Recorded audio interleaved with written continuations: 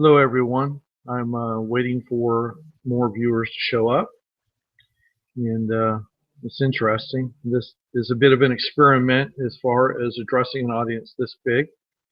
I'm looking for some viewers to log in, and hopefully my stats are correct.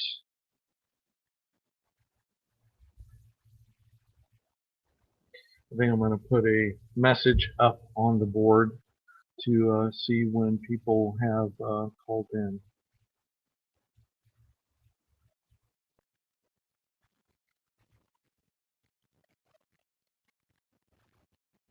Let's see if anybody has come in via Meetup.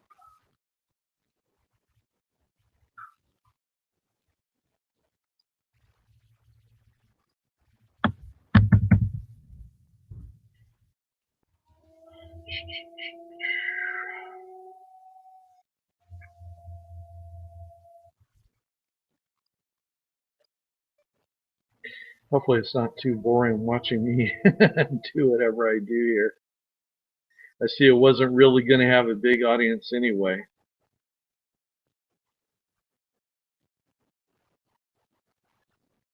But I guess it would be kind of hard to see if somebody was coming in via YouTube. So let me know. I'm going to try to put a message up on the board to see, find an out-of-band way to get people to tell me they're in. I see one viewer is in. Excellent. Thank you. There's 3. Okay. Cool. Well, we're just going to go ahead and get started then. Thank you for joining. I'm going to see if there we go. Okay. So some Q&A. All right. All right. Cool. Looks like people are having some difficulty joining. So one of the hard things I can already see in this is as a speaker, I'm used to getting a little bit of feedback. And intentionally set this up so that it would be a broadcast. So you will let's figure out how to do this and allow you as much opportunity to engage as possible. What I'm trying to find right now is a way to allow you to text in. It's telling me that the Q&A feature is disabled. Okay. So let me put a slide up. I'm going to be typing up a slide to give you a number to contact me at.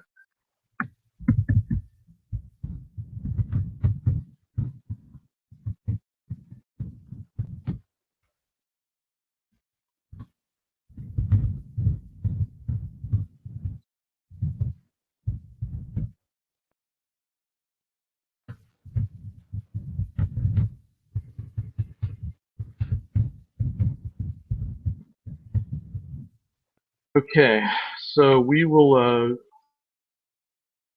up and see if I can share it. We'll get it figured out here quickly. Okay, so we're going to do a share. Okay, so here we go. Screen share, and okay, we'll do the entire screen. Okay, that way you can see what I'm doing online. You know, I don't have to watch myself, although that was a really interesting effect. Okay. And, all right. Okay. There we go. Okay. So hopefully you can see that. And you can text questions to me at 832-212-5292. It's the number you probably need to get in your phone anyway, because it's going to be the best way to get a hold of me during the setup day and at the event. Also, it would be nice to know that you're online. So just in case you're coming in via different channels and I can't see it here. Okay, so I'm going to go ahead and get started.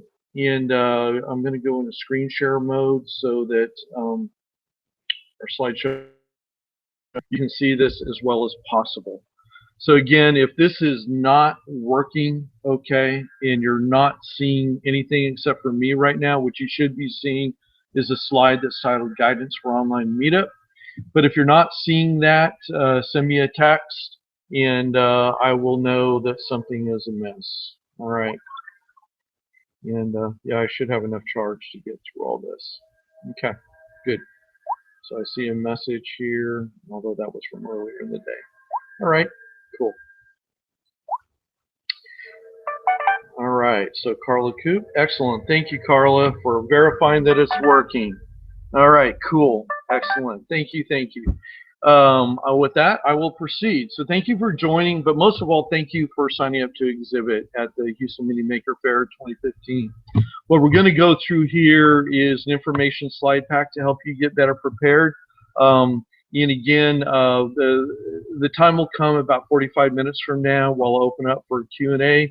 I'll show this slide again, and that way, you know, feel free to text in.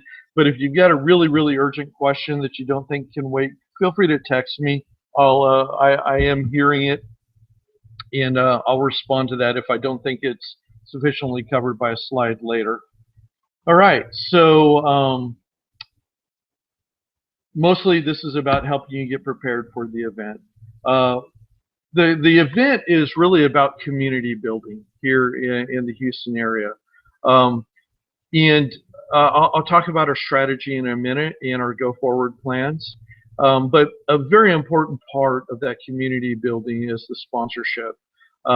There's no big backer behind this. This is not sponsored or promoted by the big maker media organization that does the big maker fairs. So we really appreciate all the local exhibitors like yourselves and all the sponsors who are helping us put this thing on. So right now, I would still put this as a labor of passion, a labor of love for the maker movement. We're building it. We're still in the foundation laying stage.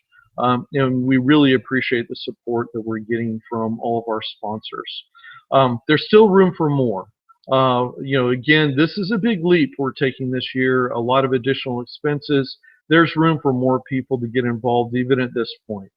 So yeah, some of the advertising opportunities, some of the marketing opportunities have passed, but there's still time to get involved, and especially to get people involved for the upcoming years. So if you know somebody who you think should be involved or who could be a great sponsor or a great partner for this event, please let us know. I think the very best way to get sponsors and partners involved is to invite them to the event. Make sure they attend this.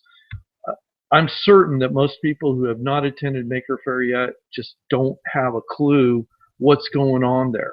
And the best way to sell them, for lack of a better word, on the event is for them just to be there. I can assure you we're going to have an amazing event this year. I chuckle every time I see the new registrations for exhibitors coming in. We're past double what we had last year, and we're still getting some really interesting exhibits coming in. You know, by all means, let's recommend this thing. Let's make connections with potential sponsors. We're still doing some of that activity here on the organizing team. Get more people involved. But this is the list of sponsors that we currently have this year. You'll see some new names along with some repeat offenders in there. And we really appreciate all that. And the best way to show our appreciation is to go and visit those people during the event. I really strongly encourage you to do that. So thank you, sponsors. Some key things about the event. Right now, we have a little bit over 120 registered exhibitors. We're actually pushing 130 in our total plan. Realistically, you know, unfortunately, we have to recognize that a few of those are going to drop out before the event. But we're going to have right around 120 at least. And you know, there have been 3 to 5 a day coming in lately. So who knows where it might end up. But we're getting real close to allocating all the space. Our goal is to get the space plan done by Saturday, hopefully sooner. As soon as it's rational enough to share, we will do that. Expect that to happen in the next few days. So I think you'll all be excited. You'll get an early view of that in the presentation here soon. But altogether, this represents about 200 to 250 makers. I'll talk about why that's important, besides just the fact that it's a lot, and it's a lot of great content. But it's important for other reasons that I'll talk about in a minute when I talk about strategy. Our target attendance is in the range of 5,000 total attendees. That's both people getting in free and the people who are paying to attend the event. You've got the demographics there. So somewhere close to 2/3 of the attendees are going to be families with children. That's still our sweet spot. As you know, we've got lots of content outside of that group, but you know, that's our sweet spot. A big need now still, because we really are operating on a shoestring, you know, but we're making a big leap here. We are certain we can do it, but we need help. And one of the best ways is to get the word out there.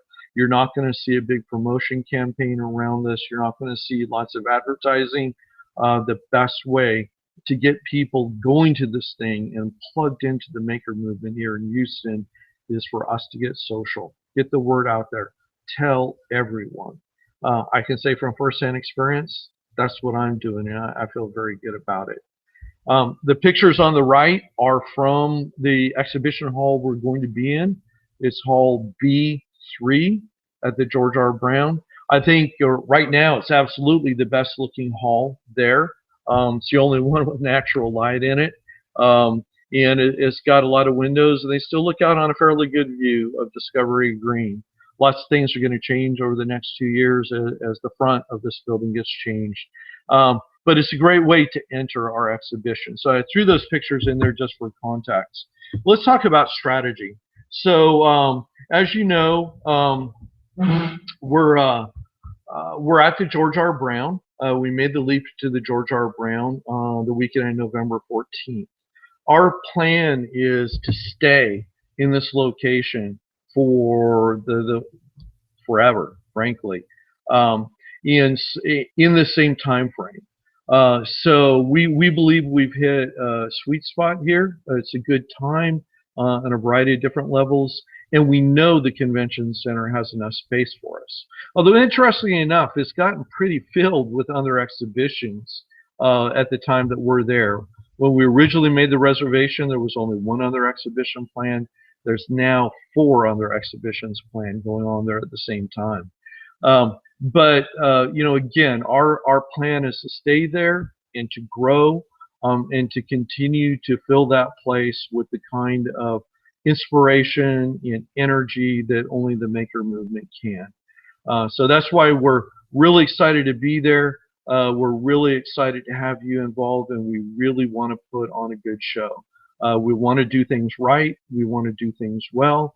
So that the George R. Brown and the Houston First Corporation, which manages it, is begging us to come back because they get it now. They understand it. They understand the value to the greater Houston area, and they want more of that. So we appreciate your help with that. And again, part of this slide pack is to help you understand how to be prepared and how to you know, deliver in this way along with us on the organizing team. Okay, so this is just a quick view into the content that's planned there. Again, I could go over, you know, spend way too much time on this. I usually do. I want to be respectful of your time. I know it's late in the evening, but the bottom line is we have a lot of great content there. You know, I'm really pleased to say all the maker spaces are going to be back there again. A couple new ones have emerged since last year. They're going to be there. So anything that looks like a publicly accessible maker space in the greater Houston area is going to be there, and that's really cool. They're a core to what we're doing. But we've also got more museums involved and more large museum-like organizations. You know, and we've got some really super cool latest technology there, including actual satellite projects for things actually going to be launched into space in the next 2 years. Um, and so there's just so many really cool things. I would encourage you to look over the list. It's on the event info tab of the website is where we keep compiling that and adding that. There's about 10 exhibitors that need to be added on there since the last time we updated it. So you're going to continue to see new things. But if you ever want to get a good feel for how fantastic this thing is going to be, that's the place to look. And of course, we try to keep the Facebook timeline up to date, although that's been dragging a bit because this week has been around tying up the planning. The planning is due, and so we're going to do that. The thing I want most to the one thing I'll put out there about this page, it's a really cool opportunity. It's kind of late to add a lot of new content to the show, although we have some really interesting latecomers that have come in, but it's kind of late to go out and pursue new content. But one type of content that we've been really trying to get in, and I'm not sure whether it's going to happen or not, are drones. You know, the quadcopters, multi-rotor type, flying things and so on. We've actually, as you'll see later in the space plan, we've set up an area where we actually have a safety plan that allows us to fly drones within that area inside our exhibit hall. And I think this is a fantastic time to do it. The public is obviously very interested in this topic. It's a little bit controversial. People want to know more about it.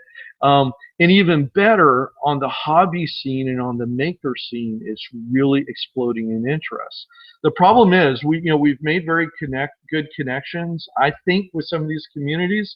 The problem is these people are having so much fun out flying that's what they want to do.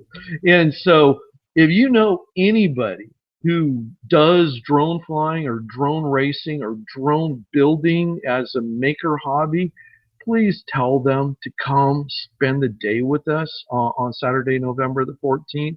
This is the only reason I would even think about hoping that it rains that day, because I don't like wishing that on anybody.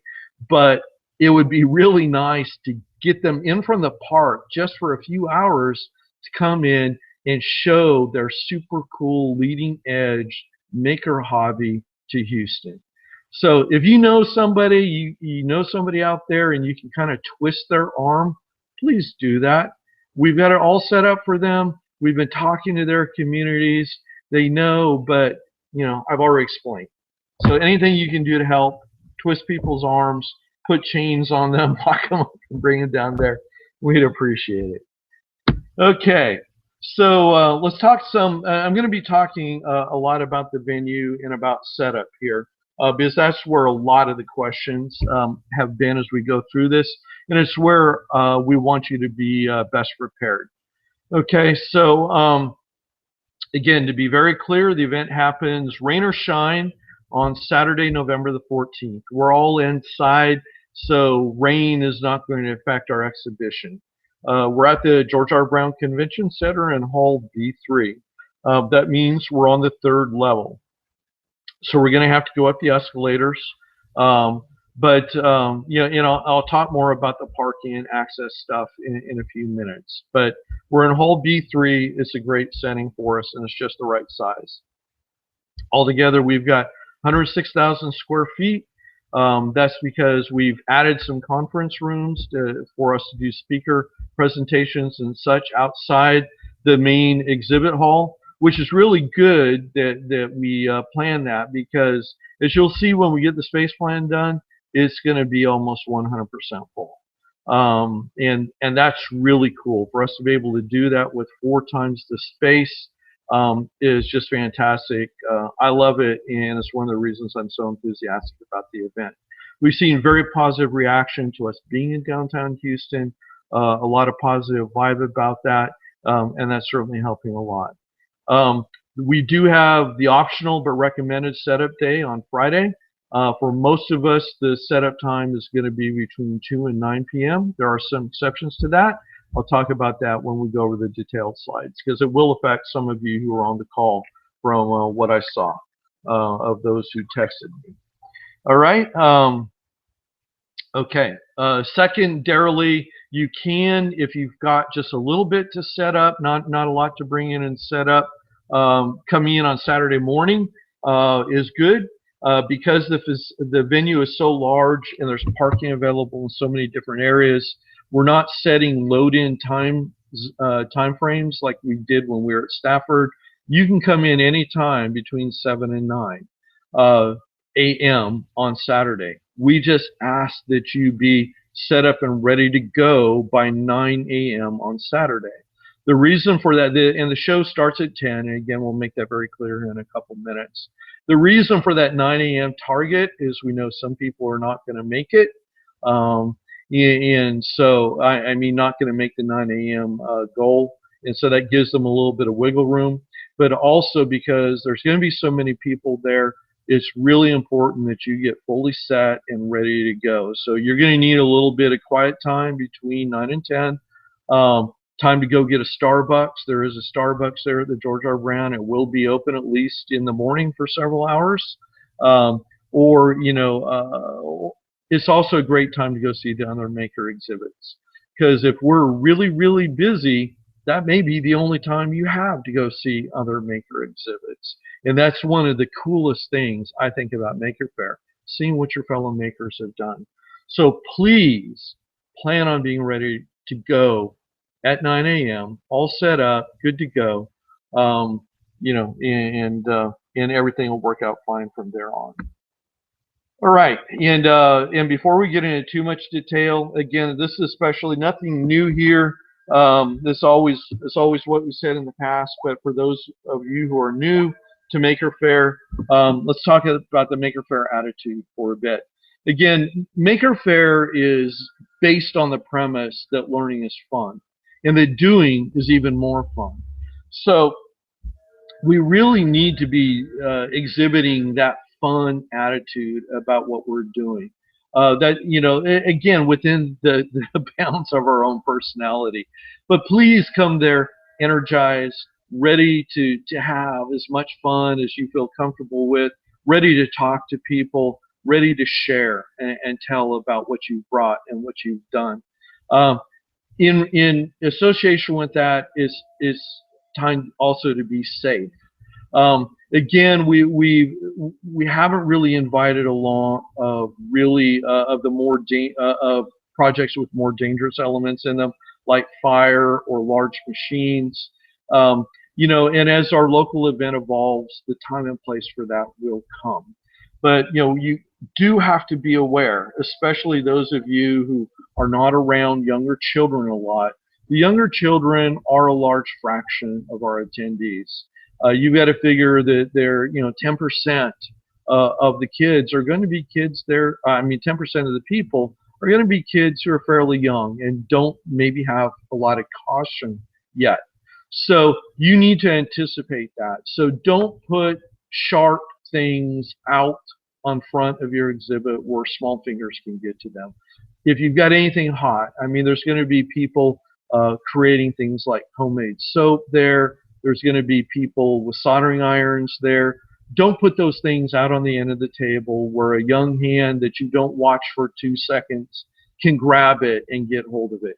Put those things back, well away, and also things that you really, really care about. So if they're fragile, you know, if they're precious to you, put them, you know, this is still a great place to show that, but I would encourage you to put them in a protective case, something that's clear that people can see through, and or put them on the back of the table, or put your table in the back of your booth so that you're standing, you know, potentially between somebody who might mishandle it and the item.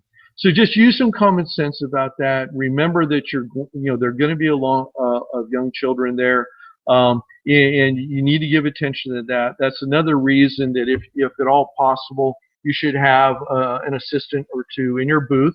That will help also. But another thing is because we come across this in robotics all the time. Even Lego robotics is subject to this problem: pinch points. Little fingers can get in pinch point areas pretty quickly. So again, if your item has pinch points in it, either try to cover those pinch points, make sure the item cannot move, so that something doesn't get trapped in there, or put the items back out of the way. So those are a few things to do, but do give that attention. We have never had an incident with this in the previous 2 Maker Fairs we've done. We don't want to have one this year. It's not fun for anyone. Certainly not going to be fun for you either. So just give it some foresight like that. But again, overall, be positive, be energetic, and be open to questions. And that'll be pretty easy until 2, maybe 3 o'clock. But as the day wears on, and you've maybe heard the same question 50 or 100 times, it might get a little bit harder.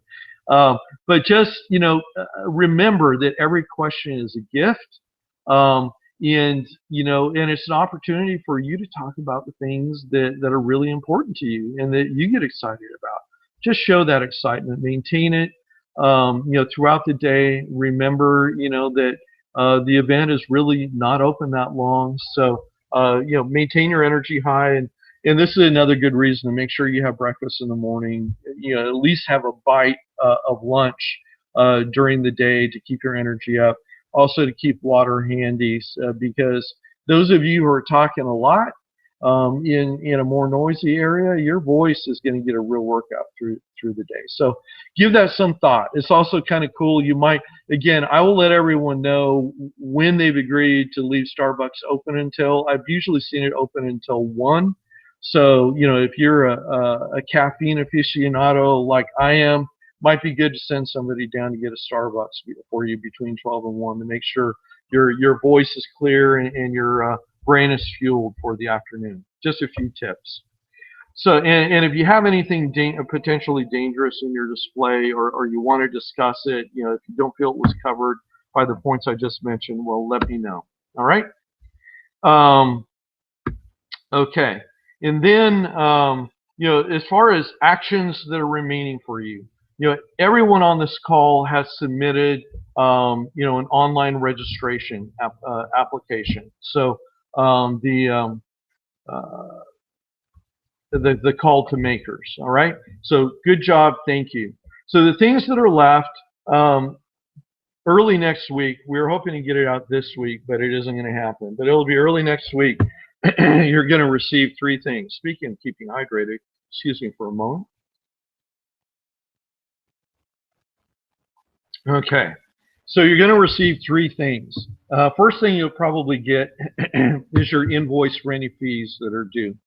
We'd like for you to cover that as soon as possible, because our bills related to everything in this event, we've already had to pay. So, getting payment in return for the services that we provided helps us cover that expenditure, which we've had to do with loans right now.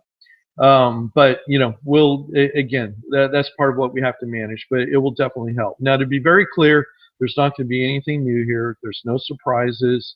Half of you will not owe us anything. All right, so there's no surprise or new message here.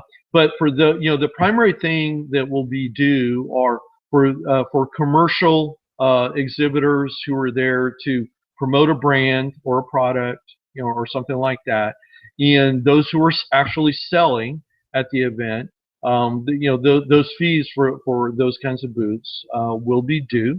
And also anyone who has requested electric service, those fees will be due. And so again, that'll all be clearly declared in the invoice that you get. And to just make clear, I know a lot of you are interested in and have requested internet Wi-Fi service.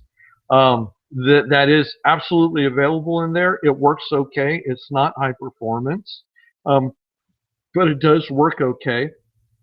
When you log on from every device that you log on to the house Wi-Fi there at the event, the first screen you're going to get is an enforced browser page that requires you to accept a service contract for the day and pay via credit card.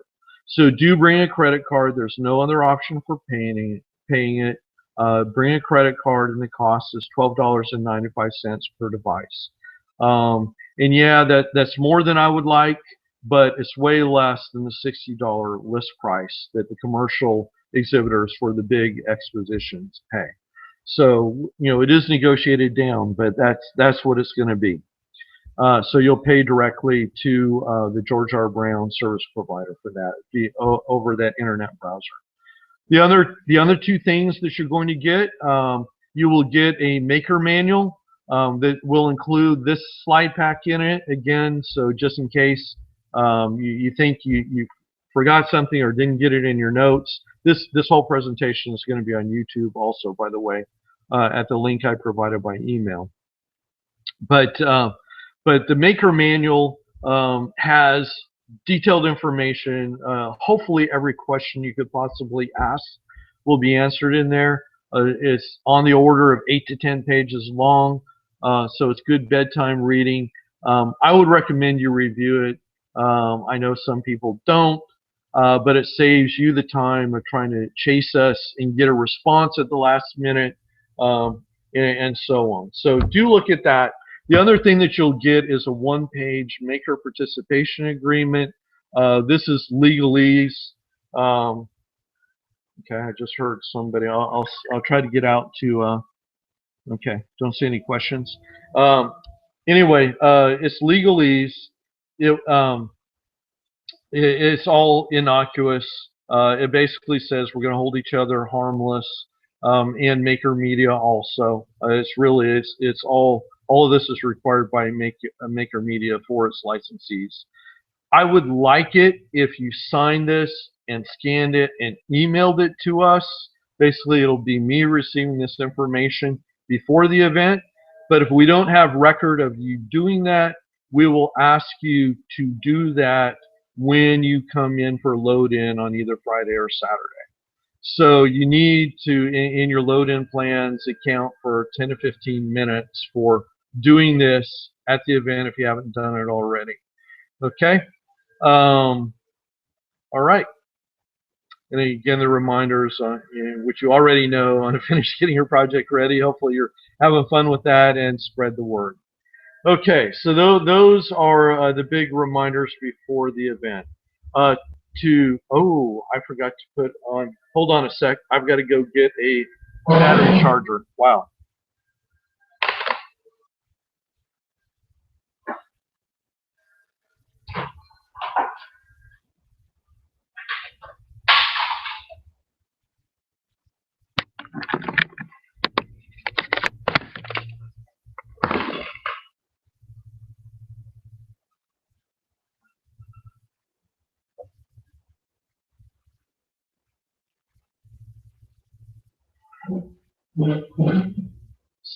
Okay, so sorry about that. I was so eager to get going, I forgot all about that part, and hopefully it looks like everything's still going. If somebody could please text me and verify that they're still getting the broadcast, I'd appreciate it, because I can have more fun than talking to myself. Okay, so what I was going to do is go out here and find the diagrams of the hall. So first of all, this is one diagram. I know this is a little bit hard to see. I'm going to give you another one in a minute that's a little bit harder to see, okay? This is the official diagram that's been drawn up by the George R. Brown. Okay, good, thank you. I appreciate the feedback that it's still working. This is the official diagram from the George R. Brown. This is the front entry side of the hall. So this goes out towards Discovery Green down here on the bottom. On the back is the loading area. Okay, and so excellent, thank you. And so the area right here is the this is the loading dock, and where we're going to be coming in mostly is through this door and one of these doors over here. All right. So the blue box, the area shown outlined by blue, these are sections of booths. So, you know, a rectangle about this size has about 10 booth sections, and I'll talk about that in a minute. Um, the areas that are shown up here that don't have anything allocated in them, this is where food service and consumption is going to be. We'll probably also have a few chairs deployed out here for a sitting area, and we might have some activities going on there. But this is generally what the hall layout is going to be. So I'm going to show you a little bit more detailed view here with this other diagram. Okay. So this one doesn't look quite as pretty, but it's probably a little bit easier to see. It's laid out exactly the same way. But what this shows is the booth areas. All the booth areas are outlined in these dashed lines that you can kind of see here in the middle. And so that all the booths except for the crafter booths are going to be allocated in 10-foot by 10-foot spaces. There are a couple areas like the end caps over here that are going to be a little bit bigger than that. Those are more 10 by 15. And a couple spaces like here and here will also have 10 by 15 space to them. But the great majority of areas are going to be allocated in blocks of 10 by 10. So the general organization is most people will come up the escalator and enter down here right in the middle in the bottom. And then you'll have this big 20-foot wide central corridor in the middle. It will look, as they look out over all this, like there's a lot of stuff because of all these rows of booths out there. And so the general idea is that we want to draw them in to go way, way, way into the exhibition. So a couple things we're doing to do that. You know, that drone flying zone that I talked about before is right back here, the drone zone. So we want to have that buzzing with drones all day long. That's my appeal earlier, to get some more drone flyers committed to that thing. We also have a really loud, high attraction area over here because we have more space, we're able to give the larger exhibitors more space.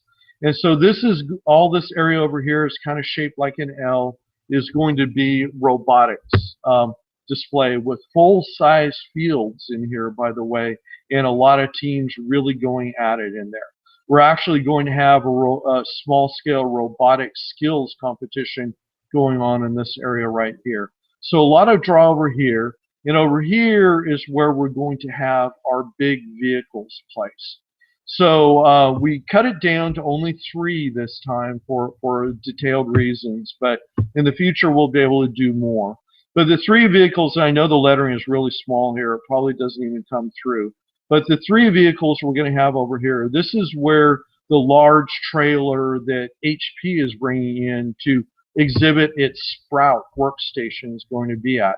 It will actually have many of these workstations live and active inside, that people can walk inside and actually play with that workstation and that technology for quite a while during the day.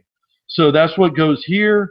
The Sashimi Tabernacle Choir, a really super fun art car, is going to be here.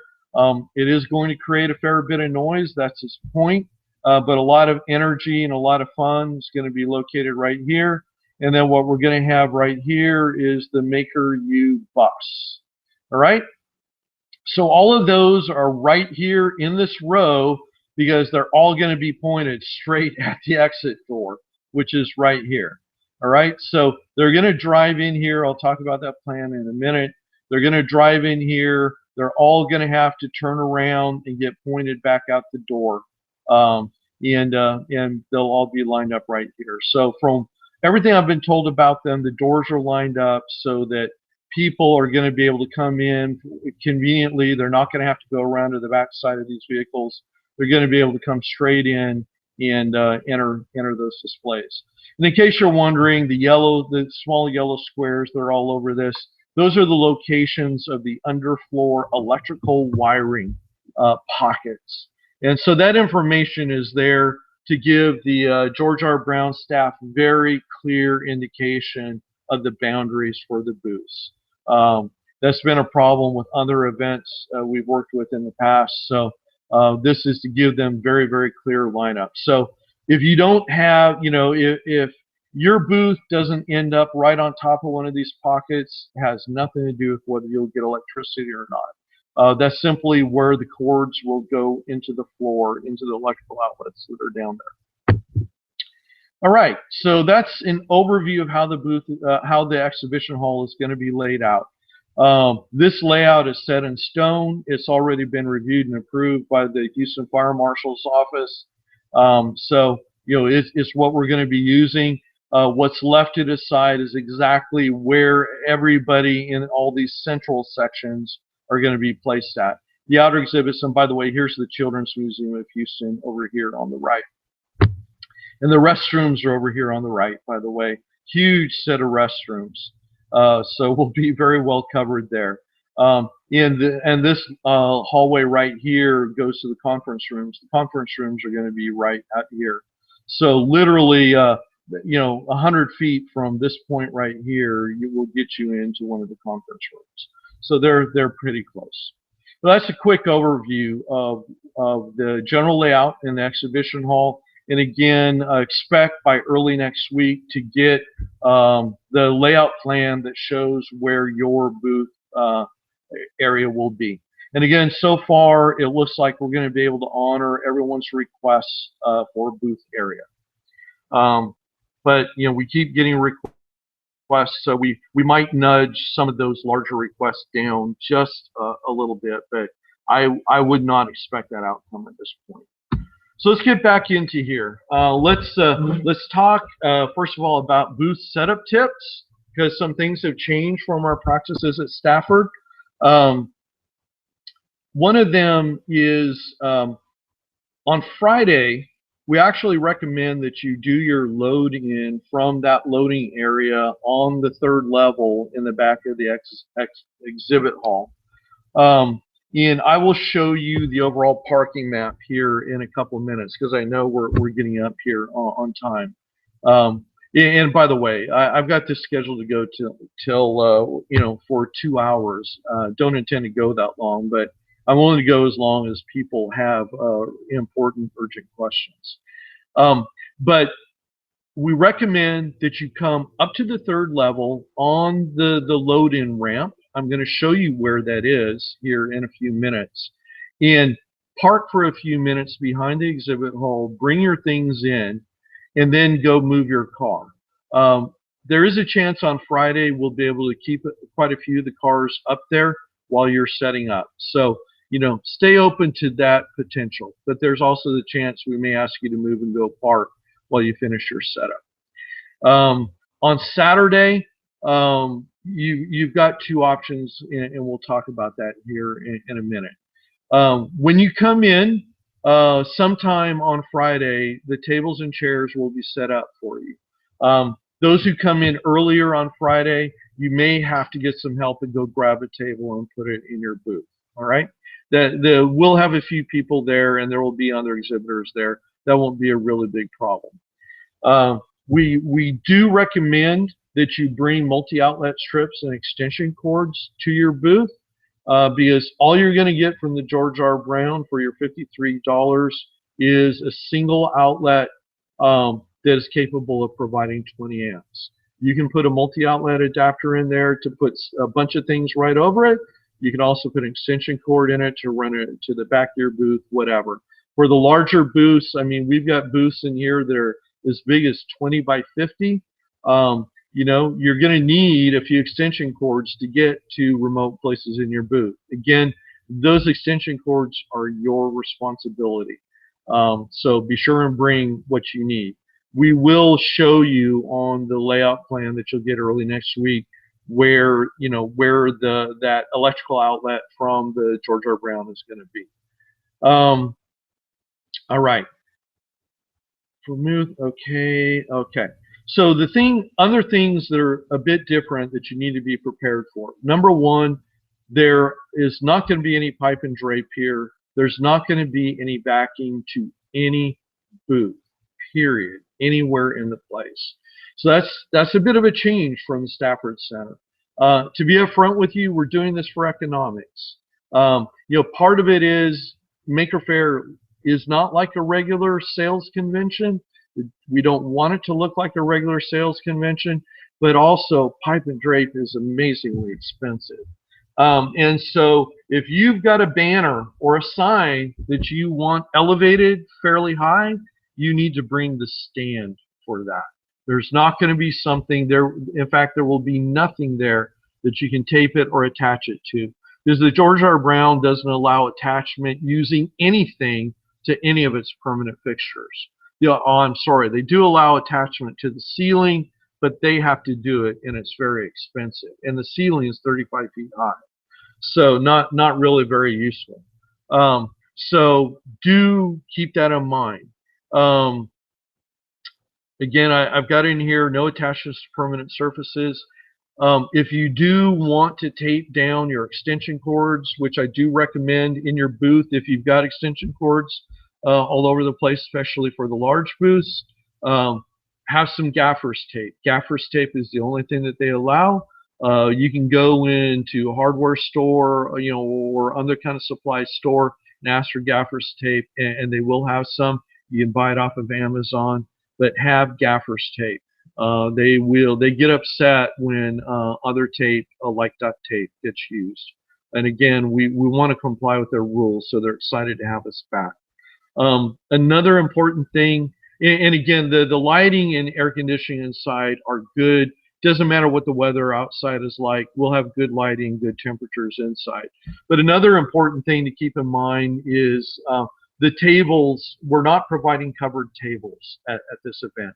So, the tables, the nicest word I could think of was basic. If I was talking to you, one-on-one, I might use different words than that. The tables get used a lot. They're the same tables that got used by the 100 conventions before us.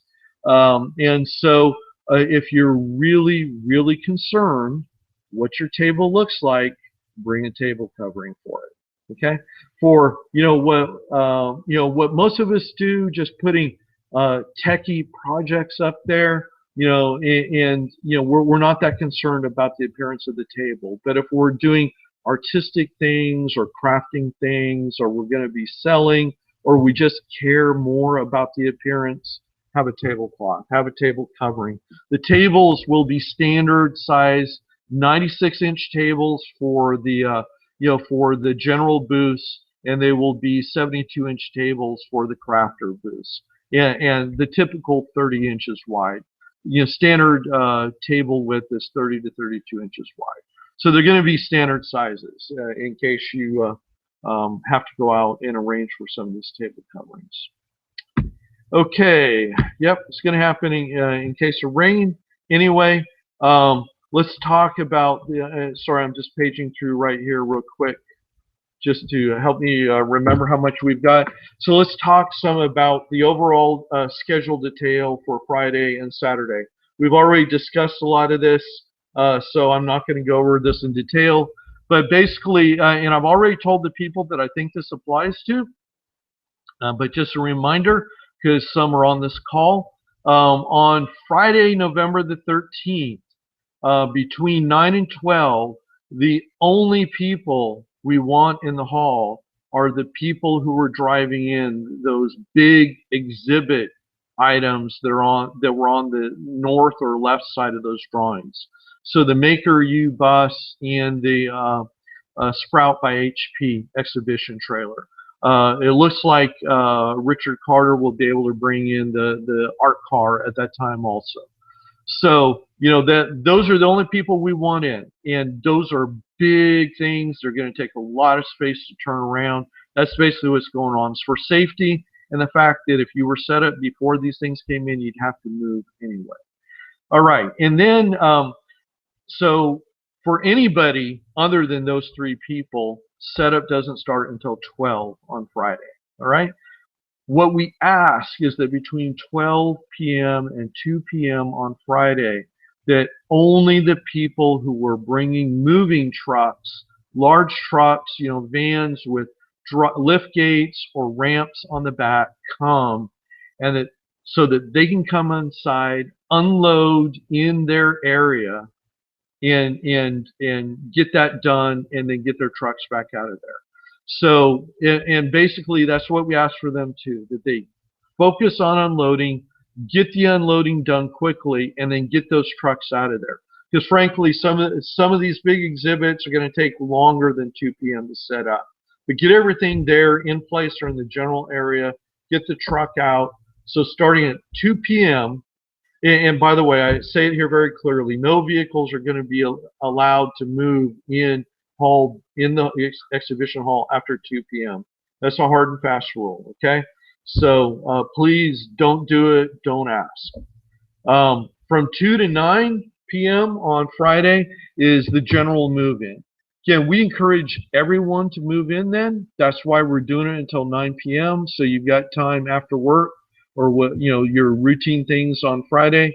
You can come in, get set up, and still go out and have dinner or whatever on Friday. Again, we ask that you come in through the loading dock on the back. Push carts are allowed during this time, but nothing motorized, unless, of course, it's a motorized wheelchair, just to be clear. But hopefully that clarifies everything. We want to be done by 9. So from 9 p.m. on Friday to 7 a.m. on Saturday, there's no activity planned for the hall.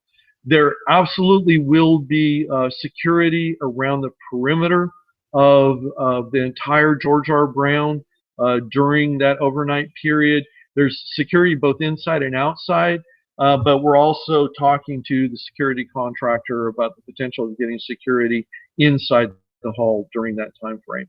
Not promising it, but we are talking to them about it. I've already talked about Saturday morning. On Saturday morning, and let's talk about the parking situation and how that factors in. Okay, so I'll talk about part of it here, and then I'm going to show you the parking map. All right, so on Saturday morning, between 7 and 9 a.m. is when load-in is going to be.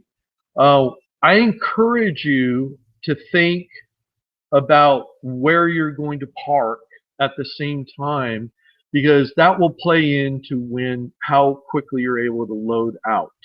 And the reason I encourage you to think about that is the time from 5 o'clock to 6:30, right after the show is done, is when the biggest traffic jams for exhibitors are going to happen. And that's when the most people at the same time are going to try to get up in the loading ramp and try to get, cart their equipment out. If you don't have a lot of stuff, if you don't have more than 1 or 2 cartloads of equipment, I would put it to you that you would be well served by parking in the Discovery Green parking garage, which is just directly across the street from Hall B3. And that way, there's nobody in your way. Once the public are gone, there's nobody in your way to take your 1 or 2 cartloads down to your vehicle, get them loaded up, and leaving. Whereas if you're waiting to come up the loading ramp in the back, you may end up waiting on the loading ramp for a while until we get everything squared away. So just something to think about. So let me show you what that parking situation looks like and what that loading ramp looks like. This is the one thing I forgot to get before we started this thing. So let me see here it is. Okay. All right, so I assume everyone knows how to get there and we don't need to go over that. Okay, here's what I was going for. So this is the simplified map of the downtown area around the George R. Brown, and it shows the parking garages and the loading ramp. Okay, so let's look at this real quick. And this is really the last, most detailed thing that we're talking about this evening, by the way. So I promise we're getting down to an end of my part of this. So here's the George R. Brown, and the B hall is kind of right here. All right. One thing you absolutely need to be aware of is the Avenida de las Americas, which is right out in front of the George R. Brown, is no longer a divided 8-lane passage thoroughfare. It is a one-way, one-lane street. Nobody is going to let you park out here along that street, even for a minute, to do unloading. That's a sure way to get a parking ticket. So please don't even think about doing that. That is not an option, and it's not going to be an option to park over here either. So this is the garage. This is the garage underneath the Discovery Green, this PG right across the street from GRB. It's a multi-level garage. It has elevators all the way up and down, a bank of elevators. It's very convenient to get in and out of. Very clean, very well maintained, dry. If it's raining, that's the parking garage that I recommend you consider parking in if you want to make the fastest possible exit on Saturday. It is also the most expensive parking garage. So I think you're going to pay something on the order of $15, maybe even $18 for parking there. But if time is of the essence to you and a couple dollars doesn't matter, that's where you should park, right? Another good option that has a little bit more walking distance to it is this parking garage over here right next to the Hilton Americas. This one has the advantage of having a ramp right directly into the George R. Brown. Now you've got to walk a ways. You've got to walk more than a quarter of a mile to get from that parking garage down here to Hall B, but you can do it all at one level. It's all covered. It's all very convenient. It's absolutely the easiest way end to end to get in and out because you don't have to do an elevator. And the elevator is probably going to be busy for a while. So those are your two best options. The costs are about the same. If you haven't been downtown for a while, a lot of the places we're expecting parking, like right here, no longer have parking. They're being built up. Okay, so those are key things to keep in mind. But let's talk about the loading ramp. I promised that I would talk about that. And so this is the new loading ramp entry location right here. This star approximately at the corner of Charter Street in Texas. Okay. It's right underneath the freeway. It's very easy to drive by. You will see a gate there as you're driving by, and you will see a guard there as you're driving by. You know, if you miss it, you're going to have to go up to Preston, go back around the block to Capitol, and come back and try it again. But you've also got, you know, if you miss it, you're going to have to deal with the metro train and a variety of things. So, you know, I would recommend once you get past the George R. Brown, slow down and look for it. It's going to be immediately on your left. Of course, Charters is a one-way street. It's going to be immediately on your left. There will be a guard there during all the times that we're talking about. Just tell them there that you're there to load in for the Houston Mini Maker Faire, and they will let you up the ramp, okay? It will be our job to make sure once you get up the ramp that you get off that ramp in a timely manner, and we do ask that you do that. If there weren't so many shows at the George R. Brown the weekend that we're there, it would be possible for quite a few of us to park up here, but they have asked that at maximum 15 vehicles park up there. So we're going to assign those 15 slots to large trucks, the largest loads, so that for the greatest convenience. And so I'll be talking to the people that I think that most applies to as we finish our planning for the event. But that's the main thing. So again, you're going to drive up 3 levels. It's a pretty good incline right here. You'll unload here at the back of Hall B, and then you'll drive down here, and you have access to parking garages down here. This is probably the easiest parking garage to get in off of that loading ramp. Okay, that's what the loading ramp. That's what the parking situation downtown looks like, and how it applies to load in and load out, and what you should be thinking about. So again, my advice is if you're doing all your load in on Saturday, and you want to be sure to get out as fast as you can on Saturday, park either in the Discovery Green parking lot that has the shortest walk, or the Hilton Americas parking garage over here. Those are going to be most convenient for you. All right, so let's get back and finish up with here in just the next couple minutes. Okay. So again, very clear comments. Street cannot be blocked by temporary parking for unloading. So don't try to park in the street out in front of the George R. Brown. Okay, main show hours, again, 10 a.m. to 5 p.m. Peak attendance is going to be between 1 and 2. And then as soon as the public is out, and we ask, even if for some wild reason you're having a slow day, not that many people are coming by, do not pack up and move out before 5. If it's slow, then put a away temporarily sign on your booth and go look at the other fantastic things that are going on there. Go make connections with other makers. Go learn and be one of those waiting to be inspired people yourself. But between 5 and 6:30, we're going to focus on getting the smaller exhibits out, hustle and bustle of activity both in the front and back. Is when the traffic jams for the exhibitors are going to happen. No vehicles will be allowed inside Hall B3, until after that period is over. We figure it's going to take about an hour and a half, and then between 6:30 and 9 is when we're going to allow the large vehicles to drive back in to the exhibit hall. They can go pick up their loads. We will let the large vehicles that were parked inside the HP or the Sprout by HP, the Maker U bus, the ARC car, drive out if there is a clear path for them. But as I've already mentioned to them, they should count on being the last ones out and leaving potentially as late as 9. Now again, at the Stafford Center, the latest we got out was 7:30.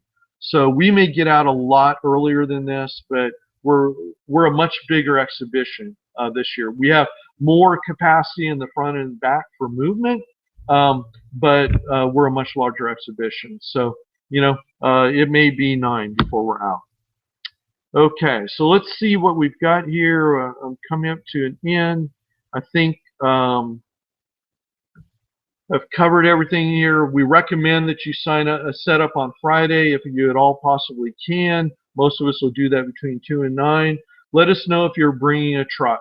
You can email me. You already have my email address many, many times. But if you need it again, it's right here. Saturday, load in. Plan to finish your booth by 9 a.m. We recommend that if you've got one cart load, at most 2, that you can do it on Saturday, but you've got to be done by 9 a.m.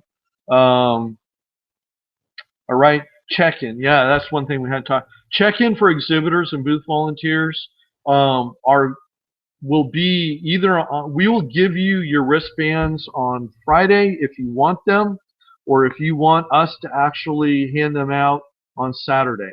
But on Saturday, we'll have a check-in desk at the back where you can check in, both you and your booth volunteers who are helping you set up. At 9 a.m. then we will move that up to the front where additional volunteer staff can check in. All right, and again, do your unload, get it done in 5 to 10 minutes. And then, go move your car and park where you're going to park. So some other maker tips. We're giving each maker exhibitor 4 free tickets for themselves and their booth staff, okay? For every 10-foot by 10-foot block of space that they're using. Yes, that means the crafters will only get 2 tickets for that. So we will send a procedure on this. That's going to be with the updated slide deck. Because of Georgia Brown regulations, every volunteer, there needs to be a name registered against every one of those tickets. So we're not going to be doing the honor system like we were before. And again, I could go through the reason. There's a very clear reason for this. But the George R. Brown wants to make sure we're not giving away tickets like candy. This just has to do with their regulations and how they get compensated for events. So we will give you a procedure to put names against those. You're going to do it on the Eventbrite ticketing website. There will be no cost for those free tickets. And we will give you a discount code if you need more than that number of tickets, or you want to invite friends and family to be with you in your booth. But it will be a cheaper ticket, but it won't be a free ticket. All right. We recommend that you do have someone with you, at least one person to back you up. so that you can take breaks. You should never leave your booth unattended unless you cover everything up and put a way temporarily sign up. And we don't recommend you do that in the middle of the day. Again, between 11 and 3 is when the most people are going to be there. So not a good time for you to totally break away and close down your booth to go have lunch. We will have an information desk there right in the middle where you can go to get help if you need something. We will have some volunteers circulating. Have drinking water with you, but don't put a big pile of it in the corner because there is a contracted food service company there, and it actually is against their regulations. But it also doesn't make sense for you having to go and look for water in the middle of the day. So, do have 1 or 2 bottles of water there for yourself and each volunteer, but don't have it way out in the open and obvious and clear that you've got it. We recommend that you get on the maker demonstration schedule. All you have to do is send me an email about that, which basically just calls attention to your event. So all you have to do for that, let's say you're doing an activity there or an exhibition of something that people can do or that you've done, just say at 11 a.m. I'm going to be doing this activity. So we can have it on a schedule. We can drive some traffic to your booth. It's a good way to get more people to come and see you. All right, pre-event activities. We still need volunteers in general for the exhibition. There is a volunteer sign up on the volunteer tab of the website. Please encourage people to go there. It's great for high school students who are 16 and older. For college students, it's a great way to get in free. But we're really looking for people who can follow directions and be really helpful. We're not looking for people who need to be managed themselves. If you know volunteer organizations out there, tell them about us, and again, spread the word. All right, cool. That was everything that I absolutely wanted to get through. I'm sorry for running about 15 minutes longer than I had in mind, but if you've got a question, now is the time to text me. So I'm looking at my phone. I will get off this and get back to my video. And let me clear this stuff out of the way. I've got to clear the share on this thing too. Okay, here we go, stop sharing. All right, so hopefully now you can see me and it didn't break your camera. There we go.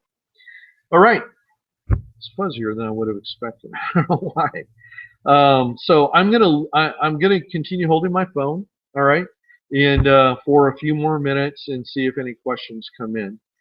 If you're good and you have no questions, feel free to drop out now and just look for those, those additional documents that you'll be receiving early next week. If you got a question, now's a good time.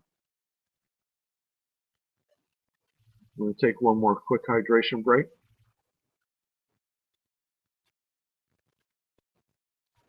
Wow, it looks like it covered everything pretty well. I'm happy for that. Are you all excited about the event? Hopefully you're getting stoked about this thing too. It's going to be a good step for us. I'm very confident that it's going to be seen as a major step forward and get us more awareness around the community. So, and again, I'm just chatting here while I'm waiting for, any questions to come in. But, as I've told a lot of people on, one of the most common questions I get is, why is this still a mini? I agree with the people that ask that question, that the word mini doesn't play well here in the Houston area. I get it. We're a huge metro area. We're a huge city. Mini doesn't seem to fit. But if you look through the Maker Faire information where fairs are located, most of the big cities in the United States don't have an area-wide Maker Faire yet. A couple have now had little pockets, very, very small Maker Fairs that are just a start, like at a library or at a very small, very focused museum. I've seen a few of those happen. But the majority of the top 20 cities in the United States haven't even had a Maker Faire yet. So we're we are in a leadership position in that regard. But the other, the other thing is, as I kind of mentioned in some comments before, is we're doing this authentically. We're doing it from building from grassroots up. And so we wanted to make sure that there was real engaging content here, and that we weren't scaring people away, especially makers, in that, and that we were living up to our promises. So I think we're doing that really, really well. And it's making the content very authentic, very representative, and and it's building a very strong structure that's going to continue to grow. So those are the good things about what we're doing, and this year's fair will be an excellent reflection of that. But the Maker Faire standards, again, Maker Faire as an exhibition concept is controlled by an organization called Maker Media. They are the ones that publish Make Magazine, for example, the Make Zine website, and so on. Their standard right now, and I'm talking further to them about that because I noticed they bumped up the requirements considerably over the last 2 years, but their standard for getting to the next level basically consists of 3 things, and we've got to work on all 3 of those things. And we're going to ask all of our exhibitors about these 3 areas immediately after the event. One of those things is we need to have at least 200 makers at the exhibition. And while we're super excited to have our almost 130 right now, we've got to grow another 50% to get to 200. I think we can do that relatively soon, but we've got to grow a lot to get there. Another area where we've got to grow a lot is they want to see an expectation of 10,000 attendees. And so, and that's going to take some growth too. Again, we'll see how this event actually plays out. But, like I said, our goal is to achieve 5,000. So we would have to double from there. The other thing that's really big for us as exhibitors is they want to see a 2-day event. They want to see a commitment for a 2-day event. So it's no longer, rush in on a Friday, do it on Saturday, and then we've got Sunday off. It's, set up for a longer, more serious engagement. And that's an area where I think is going to take us to have the most thought. So excellent question came in. Can we expect a table and chair setup based on the booth size as we've shown online, no matter what we put in application? Yeah. So basically what we're doing is we go through, first of all, a lot of you said you were bringing your own tables and chairs. And if you said you were bringing your own tables and chairs, that's what we're planning on. But for our general guideline is for every 10 by 10 square of booth space that we allocate to you, we're going to allocate 1 8-foot table and 2 chairs to that space. For a crafter space, that would be 1 6-foot table and 2 chairs. All right? So that's what we're allocating across the board, but we're also reviewing what you described you were going to be doing in your application. So for those of you who described having an activity, and that activity looks like it would have a lot of people engaged at one time, or those people would be sitting, we are allocating additional chairs to your booth. So that, for example, on 1 8-foot table, it's not that hard to have 4 people sitting at it doing an activity. So we're making sure that you've got those the chairs to support that activity. So for the booth areas that are 10 by 10 or 10 by 20, we're making quite a few of those adjustments.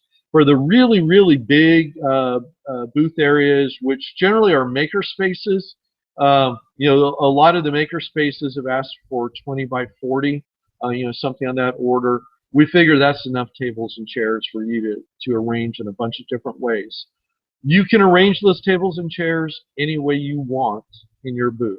I would encourage you to think a little bit about that. When we give you, this maker, information packet next week, we'll talk a little bit more about that. So you can put your table in front, between your booth and the aisle.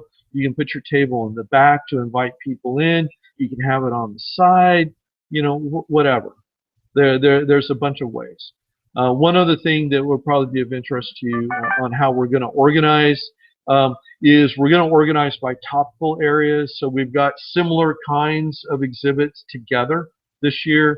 So the the craft type of exhibits are all going to be together. Some of them are crafters, the people who sell, but others are doing craft type projects like paper making or clay figurine making or soap making. All those exhibits will be clustered together. All the robotics exhibits are going to be clustered together. Those are a couple of the clusters that we're going to have, but we're going to put topic areas together. Okay, we got another question. Okay, do you recommend insurance policies for exhibitors? It really depends on the activities that you're going to be doing and the equipment that you have there. We do not require you to have an insurance policy. We do have an insurance policy that covers a significant amount of damage. But the simple fact is lawyers talk to lawyers. And so I would recommend that if you have a lot of equipment there that you care a lot about, and you feel that it might be at risk, or you're doing an activity that you just want to, for some reason, protect yourself on. Again, there's nothing that I've heard about that I would have in mind, in mind specifically recommending that for. But a lot of it depends on your nature. But we are covered per the requirements of the George R. Brown and Maker Media, the overall licensing organization. We have insurance policies that cover all their requirements. They're significant insurance policies. They're an umbrella that covers the whole event. Well, like I said, lawyers talk to lawyers, and I'm not going to pretend that they're not going to look for more detailed assignment of risk or deny payments or whatever. We've not had anything close to that. I haven't heard of any Maker Faire that has had anything close to that, but a lot of it has to do with how you feel about risk. So bottom line, no, we don't require it of you, but that doesn't mean you shouldn't do it. Any other questions?